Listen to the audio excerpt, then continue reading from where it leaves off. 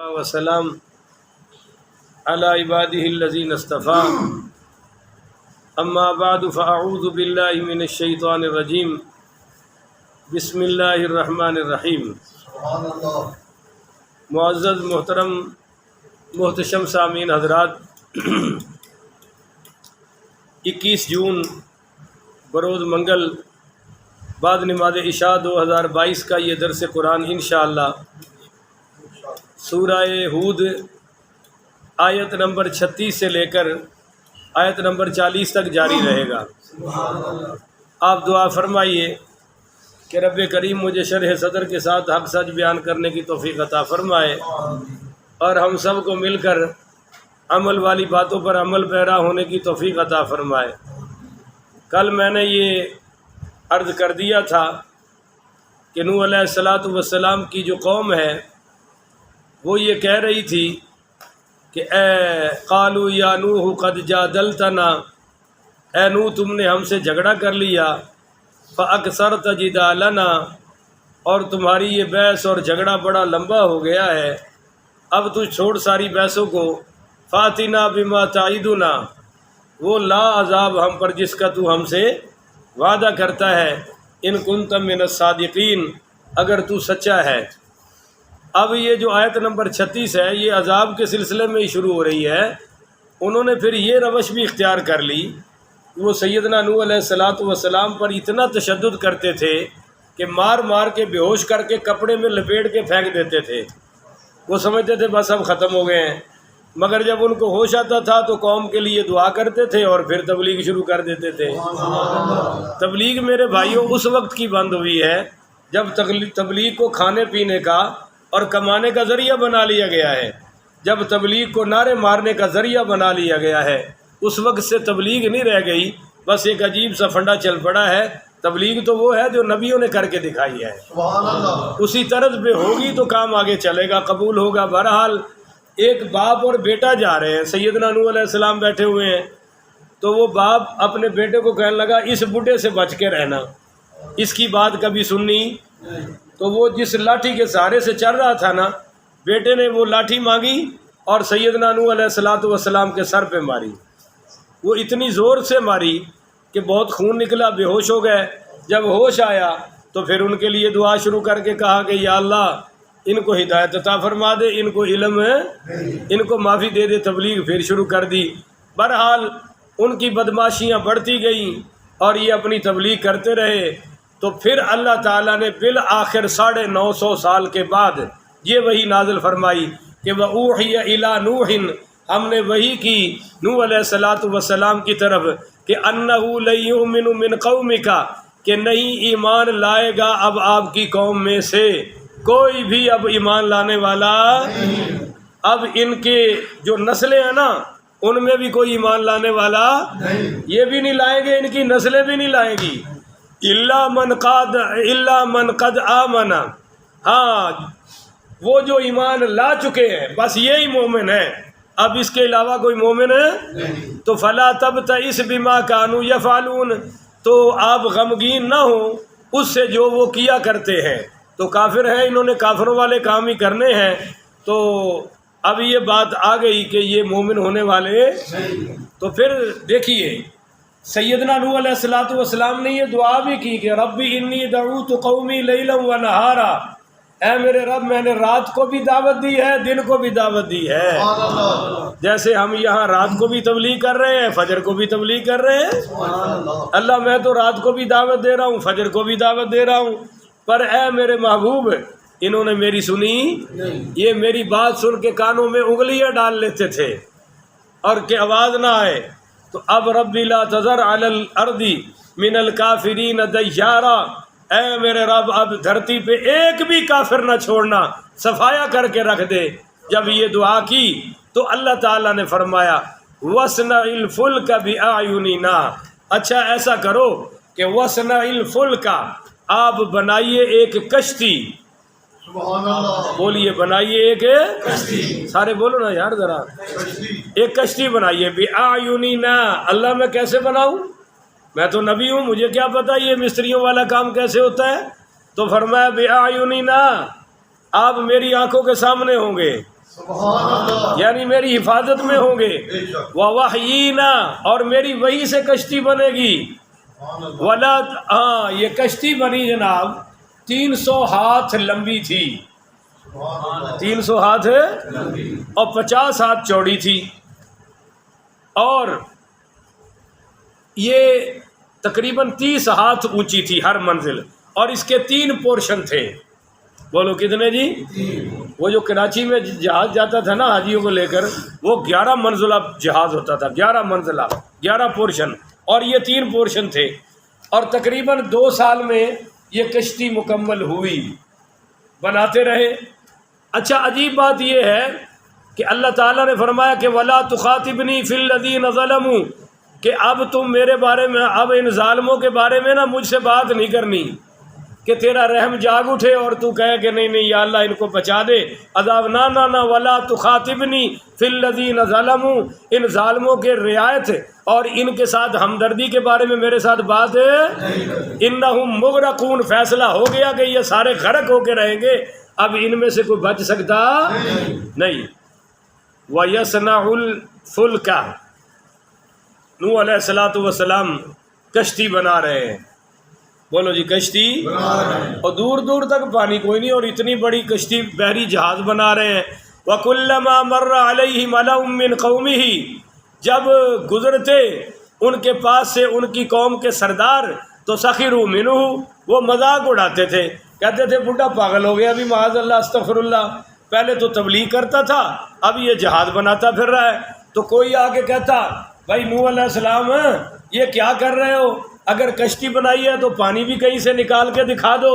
بہرحال بڑا مذاق، آگے سے جواب کیا دیا، قال ان تسخروا منا، آپ نوح علیہ السلام کہتے تھے اچھا اگر تم ہمارا مذاق اڑاتے ہو نا تو فإنا نسخر منکم، ہم بھی تمہارا مذاق اڑائیں گے، کما تسخرون، جس طرح تم ہمارا مذاق اڑا رہے ہو۔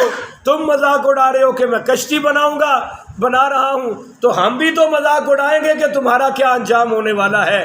ہمیں بھی پتہ ہے کہ تم میں سے اب کوئی دھرتی پر باقی رہنے والا جب کسی قوم کی بے حیائی، بدماشی، بے غیرتی جس طرح کہ ہماری بڑھتی جا رہی ہے اس طرح بڑھتی ہے، تو میرے بھائیوں جب گند پڑتا ہے نا تو ہر گھر کا مالک، خواہ وہ 2 مرلے کا گھر ہو، 5 مرلے کا گھر ہو، وہ جھاڑو پھیرتا ہے، صفائی کرتا ہے۔ اتنا گند نہ بڑھاؤ کہ اللہ بھی کہیں جھاڑو نہ پھیر کے رکھ دے، اللہ بھی صفائی کرنے والا ہے، ہمیں اللہ سے ڈرنا چاہیے۔ ان کی کوئی بات سمجھ میں الٹا مذاق اڑا رہے ہیں۔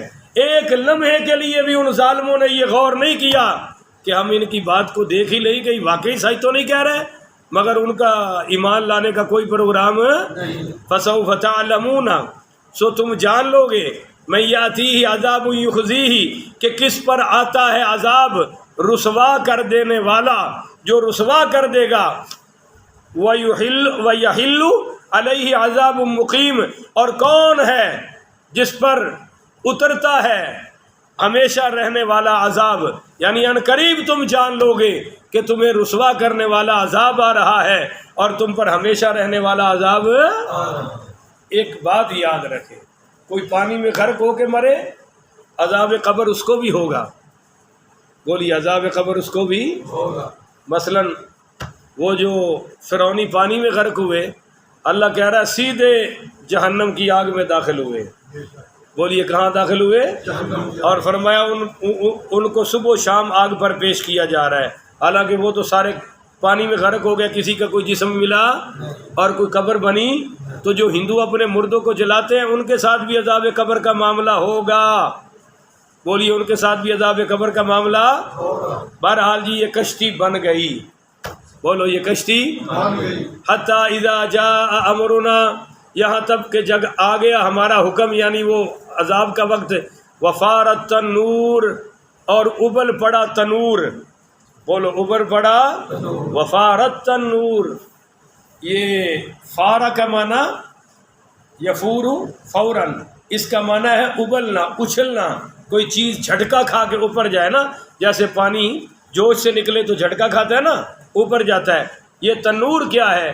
بعض نے کہا تو یہ جو تنور ہے نا جی، یہ ہے اونچی جگہ کو کہا جاتا ہے، اس سے مراد ہے علی الارض و اشرفہ، یعنی زمین کے بلند ٹیلے کو تنور کہتے ہیں۔ بولیے جی، زمین کے بلند ٹیلے کو وہ وجہ الارض، یعنی سطح زمین سے جو بلند ہو اس کو تنور کہتے ہیں۔ اور بعض نے کہا کہ بھئی تنور وہی ہے جس میں روٹیاں لگائی جاتی ہیں، اس کو فارسی میں بھی تنور کہتے ہیں اور بولو عربی میں بھی، جس میں روٹیاں پکائی جاتی ہیں، جیسے حاجی صاحب کے ہوٹل پہ تندور لگا ہوا ہے، اسی کو تنور کہتے ہیں، ہم تندور کہتے ہیں۔ اصل لفظ کیا ہے؟ تنور۔ کیا لفظ ہے؟ ہاں، تنور۔ یہ مولا علی رضی اللہ تعالیٰ عنہ فرماتے ہیں کہ کوفہ میں مسجد کے پاس تنور تھا اور وہیں نوح علیہ الصلوۃ والسلام نے کشتی تیار فرمائی، اور بعض کہتے ہیں کہ یہ اما حوا حضرت آدم والا پتھر سے بنا ہوا تنور تھا، وہی چلا رہا تھا۔ اللہ نے نشانی بتائی کہ جب اس تنور سے پانی ابلے گا تو سمجھ لو سیلاب آ گیا۔ بولو جی، سیلاب آ گیا۔ کشتی کیسے بنی؟ 20 سال پہلے درخت لگائے اللہ کے حکم سے۔ کتنے سال؟ 20 سال۔ وہ درخت جب مکمل ہو گیا تو اللہ نے فرمایا بناؤ، پھر 2 سال میں کشتی بن گئی، اور فرشتے ساتھ، جبریل امین ساتھ ہیں، کشتی بن گئی، اور جناب پانی نکلا تو حضرت نوح علیہ الصلوۃ والسلام سمجھ گئے کہ اب وقت آ گیا ہے عذاب والا۔ تو قُلْ نَحْمِلْ فِيهَا مِنْ كُلِّ زَوْجَيْنِ اثْنَيْنِ مِنْ زَوْجَيْنِ اثْنَيْنِ، اللہ نے فرمایا کہ سوار کر لو اپنی کشتی میں ہر جنس سے نر اور مادہ، یعنی جوڑا جوڑا لے آؤ۔ بولو جوڑا جوڑا۔ دیکھو جی، زوج جوڑے کے ہر فرد کو کہتے ہیں، جس طرح عورت کو بھی زوج کہا جاتا ہے، مرد کو بھی زوج کہا جاتا ہے، اور قرآن میں ہے وَخَلَقَ مِنْهَا زَوْجَهَا، کہ اس سے زوج، اسے اس کا زوج پیدا کیا، اور زوجین یہ تثنیہ ہوگا، اس سے دونوں مراد لیے جائیں گے۔ وَأَنَّهُ خَلَقَ الزَّوْجَيْنِ الذَّكَرَ وَالْأُنثَىٰ، کہ اس نے زوجین یعنی نر اور مادے کو پیدا کیا۔ تو اللہ نے فرمایا قُلْ نَحْمِلْ فِيهَا مِنْ كُلِّ زَوْجَيْنِ اثْنَيْنِ، اے سوار کر لو کشتی میں ہر جنس سے نر اور مادہ، یعنی جتنے آپ پر کلمہ پڑھنے والے ہیں۔ اب غور سے بات سنیے، حضرت نوح علیہ الصلوۃ والسلام کے 4 بیٹے تھے۔ بولو جی، کتنے بیٹے تھے؟ 4۔ تو جس میں سے وہ کہتے ہیں سام بیٹا ہے، حام بیٹا ہے، اور یغوث بیٹا ہے، اور کنعان بیٹا ہے۔ کہتے ہیں کہ بیویاں آپ کی 2 تھیں۔ وہ بیوی جو کافرہ تھی، جو اس عذاب میں پھنسی، اس کا نام ہے وائلہ۔ بولو کیا نام ہے؟ اب تو پتا دے ہونا چاہیے نا کیڑی پھنسی ہے۔ اے پھنسی سی عذاب وچ، وائلہ، اور ایندا ہی بیٹا سی کنعان۔ اور بعض نے کہا کہ یہ کنعان سکا بیٹا نہیں تھا۔ بولو سکا بیٹا، یہ دوسرا بیٹا تھا، یعنی اسی عورت کا پہلے خامد سے بیٹا تھا، مگر پرورش ان کے گھر ہوئی تو جو ماں کا مذہب تھا وہی، ماں بھی مسلمان نہیں ہوئی اور بولو بیٹا بھی مسلمان ہے، تو یہ رہ گئے وہ جو دوسری بیوی تھی۔ اور پھر 3 بیٹوں کی 3 بیویاں یہ بھی ساتھ آ گئی، اور ہر چیز آ گئی۔ پہلے اوپر والے پورشن میں وہ پرندوں کو رکھا گیا، وہ جو اڑنے والے تھے۔ دوسرے پورشن میں جانوروں کو رکھا گیا، جیسے شیر ہے، کھوتا ہے، سانپ ہے، یہ وغیرہ وغیرہ۔ اور نیچے والے پورشن میں حضرت نوح علیہ السلام اور تمام مومنین، ان سب کی تعداد 80 تھی۔ بولو کتنی جی؟ 80۔ بعض نے 10 بھی لکھا ہے، بعض نے 20 بھی لکھا ہے، 40 بھی لکھا ہے، 100 بھی لکھا ہے، 80 زیادہ تر لکھا ہے۔ ہم 80 مان لیتے ہیں۔ اللہ کہتا ہے کہ لے آؤ، اور آگے فرمایا وَأَهْلَكَ، اپنے گھر والوں کو بھی اس میں بٹھا لو، إِلَّا مَنْ سَبَقَ عَلَيْهِ الْقَوْلُ وَمَنْ آمَنَ، سوائے ان کے جن پر پہلے ہو چکا ہے حکم، اور سوار کر لو جو ایمان لا چکے ہیں، یعنی جو ایمان نہیں نہ لائے ان پر، تیری بیوی پر بھی اور تیرے اس بچے پر بھی میرے عذاب کا حکم لاگو ہوگا۔ ان کو بٹھانے کی ضرورت ہے، پر ومن آمن، جو ایمان لائے ان کو لے آؤ۔ وما آمن معه الا قلیل، اللہ کہتا ہے ایمان لائے حضرت نوح پر بہت تھوڑے سے۔ بولو بہت تھوڑے سے۔ یہ آیت نمبر 40 ہے، اسی پر درس مکمل ہوتا ہے۔ اب بات کو غور سے سمجھو کہ سارے آ گئے پر کافر کوئی آ سکتا نہیں۔ اب وہ کافر काफिरा नबी की बीवी भी हो तो बोलिए चल सकती, नबी का बेटा हो तो चल सकता, पीर दा पुत्र चल सकता है? बोलते नहीं हो। इत्थे जेड़ा उल्लू दा पट्ठा साहबजादा साहब काम उहदा एक बंदे दे पुत्रा वाला नहीं है, शक्ल उहदी फासिक और फाजरा वाली है, लिबास उहदा गैर इस्लामी है, और जनाब सारा दिन मस्तियां करता है, कोई गुनाह नहीं जेड़ा जालिम ना करता होवे। पर की है जी, ये पीर साहब दा पुत्र है जी। अल्लाह ताला ने को पीर साहब ने अल्लाह ताला को कोटा ले आना है और अपना पुत्र बख्शवा लेना है। बख्शवान बख्शून की किसी पीर की औकात नहीं है। पीर का काम है सीधे राह चलाना। बख्शिश पीर की भी रब ने करनी है तो मुरीद की भी रब ने करनी है। हिसाब पीर को भी रब ने पूरा लेना है तो मुरीद को भी रब ने। थोड़ी मेहरबानी ये गल्लां नहीं आनियां चाहिए। बाद जाहिलों से इन कानों से सुना, वो कहते हैं हमारे पीर का मुरीद कभी भी जहन्नम में जा सकता। ऐसी कौन सी गारंटी है? कौन सी आयत नाज़िल हुई है कि जेड़ा सुल्लू दे पट्ठे दे हाथे बैत कर लवे वो सीधा जन्नती है? कुरान भरा पड़ा है कि जन्नत मिलेगी तो नबी की गुलामी से मिलेगी। पीर तो एक जरिया है। मुर्शिद किसको कहते हैं बताओ? बोलो, सारे पीर वाले बैठे हो, मैं भी पीर वाला हूँ, मेरे पीर की तुम ज़ियारत भी कर चुके हो। बोलो भाई, मुर्शिद किसको कहते हैं? जो इरशाद करे। बोलो, जो इरशाद यानी कुरान बताए, हदीस बताए। जो कुरान और हदीस आपको बता रहा है वही आपका मुर्शिद है। ये सिलसिले तो बाद की बात है ना, पहले तो ऐसे ही दीन चला है। तो अल्लाह ताला हमें ये बात समझने की तौफीक अता फरमाए। हज़रात, जब ये कश्ती बन गई और सैलाब आया, फिर बड़े बड़े कारनामे हुए। यहीं से बात हम कल आगे शुरू करेंगे, कहो इंशाअल्लाह। आखिर वदावाना अनिल हम्दुलिल्लाहि रब्बिल आलमीन।